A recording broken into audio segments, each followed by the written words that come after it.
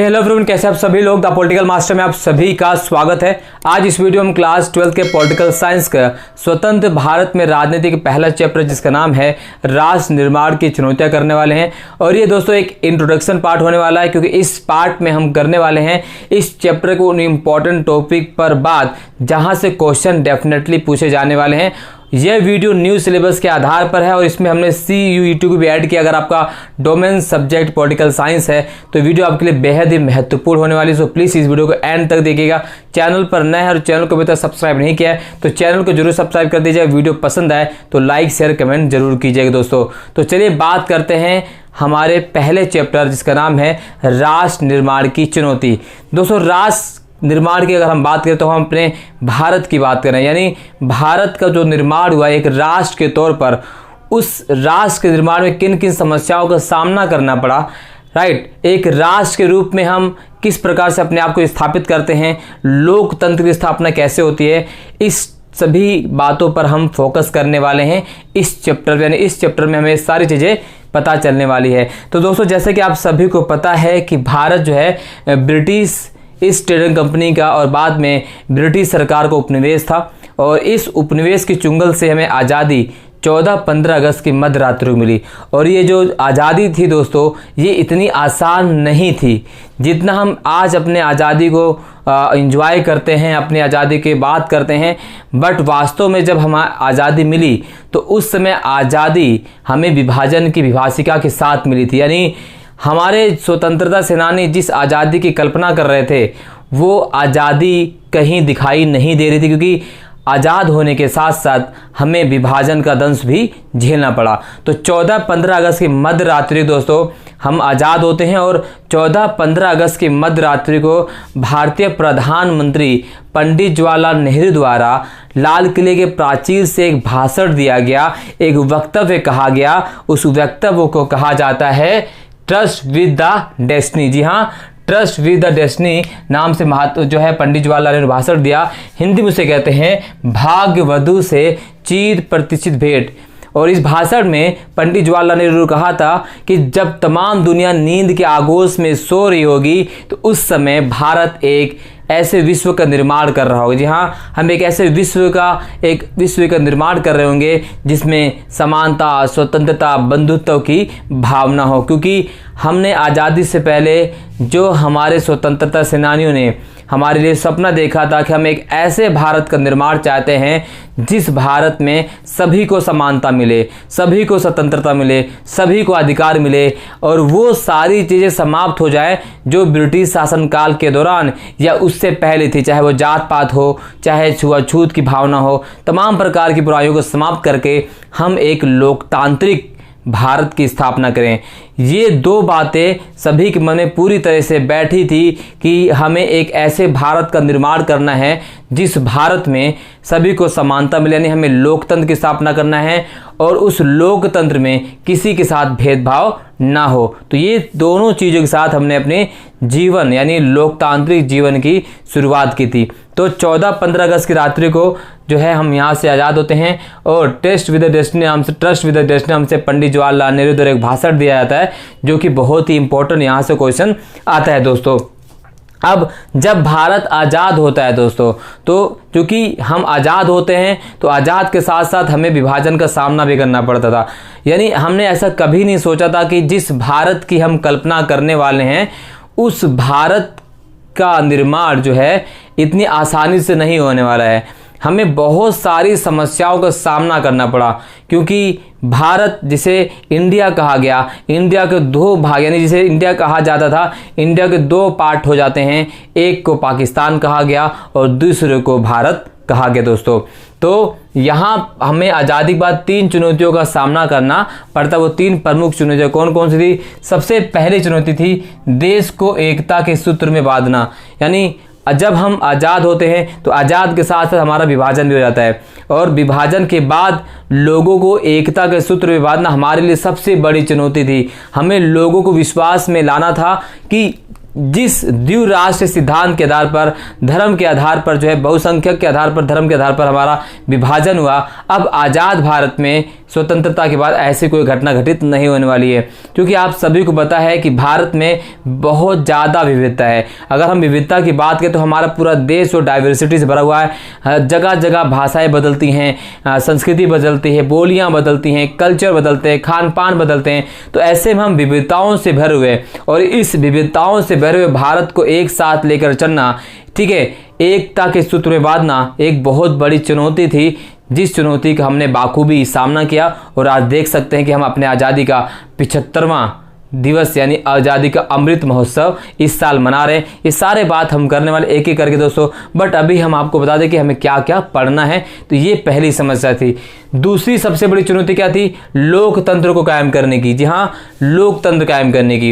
एक ऐसा लोकतंत्र जो सहभागिता के सिद्धांत पर आधारित हो, जिसमें सभी को समानता, स्वतंत्रता, न्याय, बंधुत्व की भावना मिले। एक ऐसा लोकतंत्र जिसमें सभी को वोटिंग राइट्स दिए जाए। यानी भारत दुनिया के अगर हम बात करें तो जब हमने अपने भारतीय नागरिकों को जो है सार्वभौमिक मताधिकार के आधार पर वोटिंग राइट्स प्रदान किए, उस समय अधिकांश यूरोपीय देशों में तो महिलाओं को वोटिंग राइट्स भी नहीं दिए गए, जबकि भारत ने लोकतंत्र की स्थापना के दौरान ही, अपने शुरुआती दौरान में ही क्या किया? सार्वभौमिकता के आधार पर वयस्क मताधिकार प्रदान किए। दोस्तों, ये हमें लोकतंत्र कायम करने की जो हमारी चुनौती थी, ये भी बाखूबी हमने सही तरीके से निभाया आगे चलकर।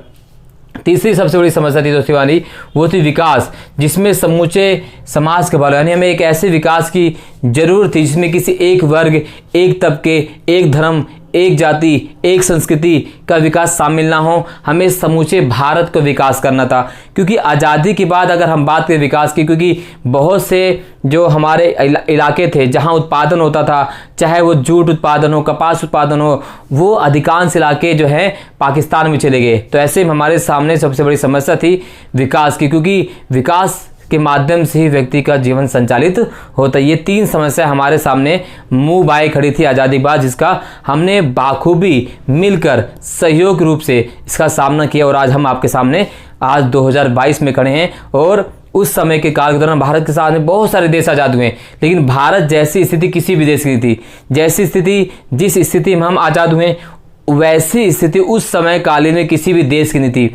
जो समस्या हमें सामना करने पड़ रही थी, वैसी समस्या दुनिया के किसी देश में उस समय मौजूद नहीं थी। फिर भी हम इन तमाम समस्याओं को पार करते हुए एक देश, एक राष्ट्र, एक देश और एक लोकतंत्रात्मक देश की स्थापना करते हैं, जो आज हम उसी देश में स्वतंत्रता पूर्वक दोस्तों अपने जीवन को निर्वाह आसानी से कर रहे हैं। तो ये तीन समस्या हमारे सामने सबसे बड़ी थी, जिसको हम एक एक करके दोस्तों कवर करेंगे। इसके बाद दोस्तों विभाजन का दंश बहुत बुरा था। विभाजन हो जाता है, हिंदुस्तान जो है दो भागों में बढ़ जाता है। अब हिंदुस्तान की अगर हम बात करें, दो भागों में बढ़ना वो एक सिद्धांत के आधार पर बढ़ता है। तो भारत को जिस सिद्धांत के आधार पर बांटा गया था, उस सिद्धांत को कहा जाता है द्विराष्ट्र सिद्धांत। क्या कहा गया? द्विराष्ट्र सिद्धांत। 1940 के दशक में ही मुस्लिम लीग द्वारा यह मांग उठाई जाने लगी थी कि जो भारत है वो एक राष्ट्र नहीं है, ये दो धर्मों वाला देश है। एक हिंदू बहुल संख्यक हैं और दूसरे जो है मुस्लिम अल्पसंख्यक हैं। ऐसे में दो राष्ट्रों के धर्म के आधार पर जो है भारत की मांग की जाने लगी, और 1940 दशक में ही मांग को जो है प्रमुखता दी जाने लगी मुस्लिम लीग के द्वारा। मुस्लिम लीग की अगर हम बात करें तो मुस्लिम लीग का गठन दोस्तों 1906 में हुआ था, और तब से लेकर जो है, क्योंकि इसका उद्देश्य मुस्लिम लीग का जिस उद्देश्य के आधार पर इसका गठन किया था, ये मुसलमानों की पैरोकार बनी हुई थी। बट इसने ऐसा कुछ नहीं किया। बाद में 1946 में देखा कि यहाँ पर हम देखा कि 1947 में भारत का जो विभाजन होता है, इसी द्विराष्ट्रीय सिद्धांत के आधार पर विभाजन हो जाता है। अब जब भारत का विभाजन होता है दोस्तों, क्योंकि विभाजन जब किया गया तो ये समस्या सबसे बड़ी थी कि विभाजन कहाँ से किया जाए, क्योंकि पूरे, अगर हम अपने इंडिया की बात करें तो ऐसा कोई भी इलाका नहीं था जहां पर जो है इस सेपरेटली इलाका नहीं था कि जहां पर मुस्लिम बहुसंख्यक में रह रहे हो, या ऐसा कोई स्टेट अकेला नहीं था जहां मुस्लिम बहुसंख्यक में हो या हिंदू अल्पसंख्यक में हो। तो इस समस्या का समाधान, यानी ये समस्या जो थी काफ़ी विकराल रूप धारण करने वाली थी आने वाले दिनों में, क्योंकि विभाजन की जिस समस्या की हम बात कर रहे हैं, यानी जब भारत विभाजित होने वाला था, यानी 14-15 अगस्त तक भी किसी को नहीं पता था कि वो पाकिस्तान में है या हिंदुस्तान में है। ये सबसे बड़ी समस्या थी, क्योंकि विभाजन की कोई सीमा रेखा नहीं खींची गई, धर्म के नाम पर विभाजन किया जाना था। तो पाया गया कि भाई जिन इलाकों में मुस्लिम बहुसंख्यक है और जिस इलाकों में हिंदू बहुसंख्यक है उनका विभाजन किया जाए। तो ऐसे में अगर हम बात करें तो भारत उस समय, तत्कालीन भारत में उस समय अगर हम बात करें तो यहाँ अगर हम बात करें, पंजाब में कुछ इलाके जो तो मुस्लिम बहुसंख्यक थे और बंगाल में कुछ इलाके जो मुस्लिम बहुसंख्यक थे। तो पंजाब और बंगाल की अगर हम बात करें तो यहाँ पर पंजाब और बंगाल से जो है यहाँ से विभाजन किया गया, यानी पूर्वी पंजाब और पश्चिमी बंगाल, ठीक है, माफ़ कीजिएगा, पूर्वी बंगाल पश्चिमी बंगाल के यहाँ से जो विभाजन किया गया, यानी यहाँ आप देख सकते हैं। तो ये क्या था, ये पश्चिमी पंजाब का विभाजन किया गया और यहाँ से अगर हम बात करें तो पूर्वी बंगाल का विभाजन किया गया। तो इस तरह से, क्योंकि आज इस समय भी ऐसे बहुत से इलाके थे जहाँ पर हिंदू बहुसंख्यक में थे, ऐसे बहुत से इलाके थे जहाँ पर मुस्लिम बहुसंख्यक थे। तो ये पाया गया कि जो है जिस धर्म के लोग ज़्यादा हैं जिस इलाके में, चाहे वो प्रांतीय इलाकों में, उनको उसी आधार पर विभाजित किया जाए। तो यही समस्या जो सबसे बड़ी विकराल रूप धारण कर लेती है। और ये इस जनसंख्या का यहाँ पर स्थानांतरण होना मुसलमानों का, और यहाँ से मुसलमानों का स्थानांतरण होना, फिर यहाँ से हिंदू का, जो यहाँ पे हिंदू अल्पसंख्यक तो वहाँ यहाँ गए, जो इधर अल्पसंख्यक तो वहाँ गए। तो ये जो स्थानांतरण बड़े पैमाने पर होता है, इस बड़े पैमाने पर स्थानांतरण के दौरान बहुत ज़्यादा आगजनी हुई। दोनों धर्मों के लोगों ने बहुत ज़्यादा, कह सकते हैं, यातनाएँ झेली, समस्याएँ बहुत ज़्यादा थी, मतलब जिसका दोस्तों शब्दों में बखान करना मुश्किल है। क्योंकि ये अगर हम बात करें विश्व इतिहास के सबसे बड़ी त्रासदी में से एक मानी जाती है, भारत पाकिस्तान विभाजन के बाद जो स्थानांतरण हुआ था दोस्तों। तो हम एक एक करके सारी चीज़ों के अब हम बात करेंगे, ठीक है। इसके बाद दोस्तों हम बात करेंगे, जो हमारा अगला टॉपिक हुआ है कश्मीर समस्या। कश्मीर समस्या ये थी कि आज़ादी से पहले अगर हम बात करें तो भारत में जो रजवाड़ों की संख्या आपके एनसीईआरटी के आधार पर 565 थी, और इन 565 देसी रियासतों को विलय करना भारत में एक बहुत बड़ी समस्या थी। और अंग्रेज जो है भारत को छोड़ते समय एक बीज और बोकर चले गए थे। उन्होंने देसी रियासतों रजवाड़ों को ये विकल्प दिया, या तो तुम भारत में शामिल हो जाओ, या तो पाकिस्तान में शामिल हो जाओ, या तो स्वतंत्र रह जाओ। तो ये चीज़ जो है बहुत बड़ी गड़बड़ी साबित करती है, और इसी में जो है कश्मीर समस्या का सामना हमें करना पड़ता है। और जो कश्मीर था, वहाँ के शासक जो वंशानुगत थे, यानी शासनकाल वहाँ का वंशानुगत, और उस समय के जो राजा थे महाराजा हरि सिंह थे। और हरि सिंह जो है ना तो भारत में शामिल होना चाहते, ना ही पाकिस्तान में शामिल होना चाहते। तो एक समस्या थी। हालांकि 565 देसी रियासतों में से अधिकांश देसी रियासतों को भारत में विलय किया गया, और इस विलय के जो सूत्रधार बने वो थे सरदार वल्लभ भाई पटेल, जो भारत के पहले क्या थे, भारत के पहले उप प्रधानमंत्री सरदार वल्लभ भाई पटेल थे। और उन्होंने इस समस्या के बाखूबी जो है निजात दिलाया, और तमाम देसी रजवाड़ों को उन्होंने भारत में विलय किया। दूरदर्शी थे काफ़ी, इसलिए उन्हें लौह पुरुष कहा जाता है। यूनिटी ऑफ स्टैचू के नाम से आपने दोस्तों उनका स्टैचू भी गुजरात में आपने देखा है। तो ये भी हम पढ़ेंगे कि कैसे कैसे इसका विलय किया गया, ठीक है। तो 565 देसी रजवाड़ों में से 500 जो 50-49 के लगभग जो कुछ लोग मिला लिया, बाकी रजवाड़ों जो है काफ़ी समस्या का सामना करना पड़ा। वो रजवाड़े कौन थे जिनको मिलाने में समस्या का सामना करना पड़ा? वो हैदराबाद, जम्मू कश्मीर, मणिपुर और जूनागढ़, ठीक है। हैदराबाद की अगर हम बात करें दोस्तों, तो हैदराबाद के अधिकांश जनसंख्या, तो वो बहुसंख्यक की बात करें तो हिंदू जनसंख्या थी, लेकिन यहाँ का जो शासक था वो क्या था, शासक मुस्लिम था। शासक जो यहाँ का निजाम था मुस्लिम शासक था। तो ऐसे में ये पाकिस्तान में मिलना चाहता था, और यहाँ का जो शासक था, निजाम था, उसने अपनी जनसंख्या पर बहुत सारे अत्याचार किए। इस शासक की एक अपनी सेना हुआ करती थी जिसे रजाकार कहा जाता है, और रजाकार के माध्यम से इसने काफ़ी लूटपाट मचाया, और अंततः बाद में इसे भारत में विलय कर लिया गया पुलिस कार्रवाई के द्वारा। किसके द्वारा? पुलिस कार्रवाई द्वारा। और जो पुलिस कार्रवाई की गई थी उसका नाम रखा गया था ऑपरेशन पोलो। ऑपरेशन पोलो इस पुलिस कार्रवाई का नाम रखा गया था। हम बाकी चर्चा करेंगे अलग अलग तरीके से। जम्मू कश्मीर की बात हमने करी दोस्तों, तो जम्मू कश्मीर की अगर हम बात करें तो जम्मू कश्मीर के राजा कौन थे? राजा हरि सिंह। हरि सिंह अलग राज्य के निर्माण की बात कर रहे थे। वो ना तो पाकिस्तान में मिलना चाहते थे, ना ही भारत में मिलना चाहते थे। यहाँ पर होता है क्या है कि जम्मू कश्मीर में 20 अक्टूबर को जो है, 20 अक्टूबर को क्या होता है कि आज़ाद कश्मीर के कुछ सैनिक, जिसे हम कबायली घुसपैठी, पाकिस्तान घुसपैठी कहते हैं, उन्होंने कश्मीर पर आक्रमण कर दिया और राजा हरि सिंह ने भारत से मदद मांगी और भारत मदद नहीं दे सकता था क्योंकि वो हम ऐसे किसी को मदद नहीं दे सकते थे। तो इसी बीच जो है राजा हरि सिंह ने भारत के साथ एक विलय पत्र पर हस्ताक्षर किया जिसे इंस्ट्रूमेंट ऑफ एक्सेशन कहा जाता है, जिसे 27 अक्टूबर को लॉर्ड माउंटबेटन ने मान्यता प्रदान कर दी। तो जम्मू कश्मीर को भी अंततः जो है मिला लिया गया इंस्ट्रूमेंट ऑफ एक्सेशन के द्वारा। इसके बाद अगर हम बात करें जूनागढ़ में भी शासक मुस्लिम था, जनसंख्या अगर हम बात करें हिंदू थी, तो वो भी जो है पाकिस्तान में जाना चाहता था। तो ऐसे में जूनागढ़ को भी जनमत संग्रह के द्वारा अंततः भारत में मिला लिया गया। मणिपुर को भी जनमत संग्रह के माध्यम से मिलाया गया। मणिपुर के जो राजा थे वो महाराजा बोधचंद्र थे। उन्हें संविधान में कहा गया कि भाई संसद में ये बिल लाया गया कि आपको कुछ विशेष अधिकार दिए जाएंगे। तो ऐसे में सारी चीज़ यहाँ पर बात की गई है। तो जूनागढ़ को भी, मणिपुर को भी, हैदराबाद को भी, ठीक है, इन सब को हमने विलय किया। ठीक है, अब अगर हम बात करें कुछ इंपॉर्टेंट चीज़ दोस्तों, तो आर्टिकल 370 हम और इम्पोर्टेंट ऐड करेंगे। तो अनुच्छेद 370 की बात करेंगे। अनुच्छेद 370, ठीक है, अनुच्छेद 35A, अनुच्छेद 370 का, ठीक है, और इसमें क्या क्या अब हम बात करते हैं दोस्तों राज्य पुनर्गठन अधिनियम, राइट। राज्य पुनर्गठन अधिनियम की अगर हम बात करें तो वैसे तो राज्य पुनर्गठन अधिनियम 1953 में जो है लाया गया और ये 1956 में पास हुआ। बट राज्य पुनर्गठन अधिनियम से पहले जो घटनाएं घटित हुई हैं वो हमें जानना बेहद जरूरी है, क्योंकि वहीं से सवाल पूछे जाते हैं। आपके CUET एग्जाम में पूछे जाएंगे और बोर्ड एग्जाम में तो दोस्तों पूछे ही जाएंगे।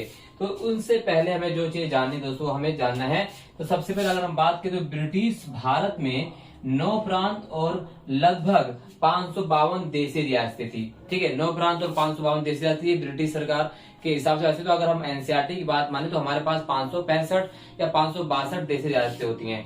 बट अगर हम और थोड़ा डीपली बढ़े तो लगभग 9 प्रांत थे और लगभग 552 देशी रियासतें थी, जिसमें हमने बताया कि 549 को आसानी से मिला लिया गया सरदार वल्लभ भाई पटेल के द्वारा। और सरदार वल्लभ भाई पटेल की जो दूरदर्शी नीति थी और भारत को एकता के सूत्र में बांधने की जो उनकी पॉलिसी थी वो सही में दूरदर्शी नेता थे, क्योंकि उनके अथक प्रयासों से इतना बड़ा कठिन कार्य, असंभव सा दिखने वाला कार्य को उन्होंने इतनी आसानी से अंजाम दिया, वो केवल उन्हीं के बस की बात थी। इसलिए इन्हें लौह पुरुष, आयरन मैन के नाम से भी जाना जाता है।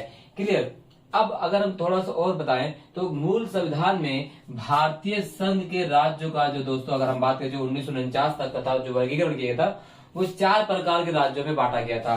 भाग का, भाग खा, भाग गा और भाग घा, यानी ABCD। इन 4 राज्यों की जो कैटेगरीज थी उसको हम जो नेक्स्ट पार्ट में कवर करेंगे। बट अभी आपको जानना है कि मूल सदन भारतीय संघ के 4 जो है प्रकार के राज्यों में वर्गीकरण किया गया था, राइट। अब जो राज्य पुनर्गठन अधिनियम हम 1953 की बात कर रहे थे, जो पूरे भारत में राज्यों को भाषा के आधार पर बनाए जाने का आंदोलन चल रहा था, तो इसको लेकर जो है भारतीय जो नेता थे, चाहे वो पंडित जवाहरलाल नेहरू हो, सरदार वल्लभ भाई पटेल हो, तमाम जो नेता थे, उनका मानना था ठीक है भाई आसानी से हम ऐसा तो नहीं कह सकते, यानी दोनों चीजें कमोबेश में ये थी कि भाई भाषा के आधार पर निर्माण करना चाहिए, दूसरा बोलो नहीं करना चाहिए। तो ऐसे जो है कसमकस में पूरे देश पड़ा हुआ था। तो इसी बीच से जो है 1948 में 1948 में जो है एस के धर आयोग की गठन किया गया। एस के धर आयोग का गठन किया गया था। उद्देश्य क्या था उसका कि ये पता लगाना कि क्या भाषा के आधार पर राज्यों का गठन करना उचित होगा या नहीं होगा। अब धर आयोग ने अपनी रिपोर्ट सौंपी और इस रिपोर्ट में ये पाया गया, माना उन्होंने कि भाषा के आधार पर राज्यों का गठन करना सही नहीं है।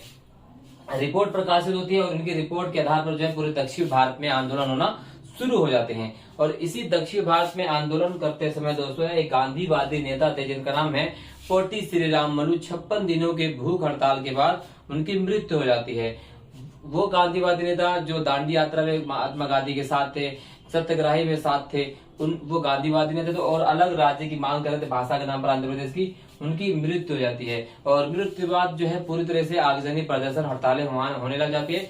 और आनंद फानन है जो 1952 में जो है एक अलग राज्य की स्थापना की गई, उसका नाम रखा गया आंध्र प्रदेश। यानी भाषा के नाम पर गठित होने वाला पहला राज्य कौन सा है? आंध्र प्रदेश, राइट। चलिए, इसी बीच दक्षिण के राज्यों में भी भाषाओं को लेकर आंदोलन होना शुरू हो गया। माफ कीजिए, उत्तर पूर्वी भारत में तो पूर्वी राज्यों में भी आंदोलन, आगजन, हिंसा होने लगी कि भाई भाषा आधार पर राज्यों को गठन किया जाए।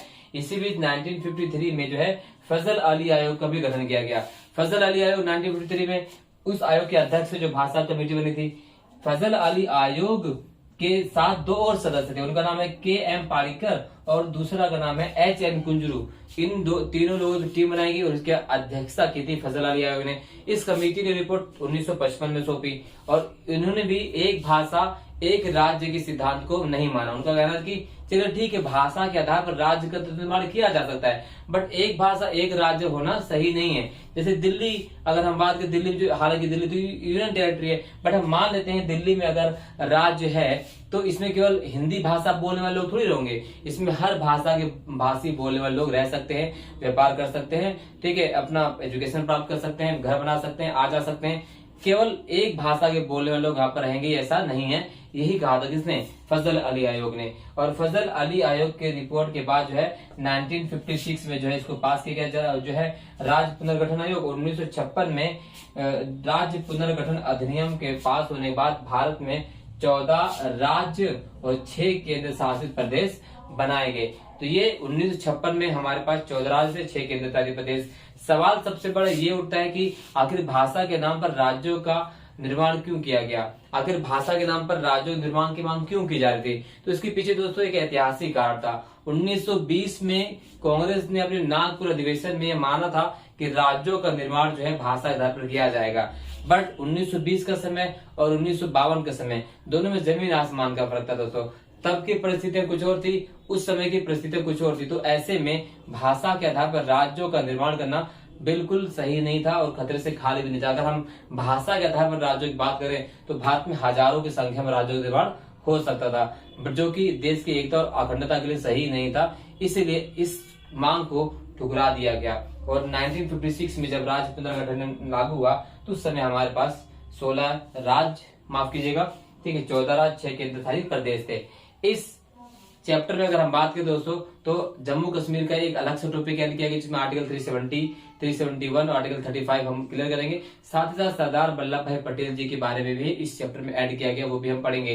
दोस्तों ये वीडियो आपको कैसे लगी? अगर वीडियो अच्छी लगी तो लाइक जरूर कीजिएगा, कमेंट जरूर कीजिए, शेयर जरूर कीजिए और अपना बहुमूल्य दोस्तों सुझाव दीजिए हमें और हम किस तरह से बेहतर कर सकते हैं। इस वीडियो में बस इतना ही दोस्तों, बहुत बहुत धन्यवाद। जय हिंद।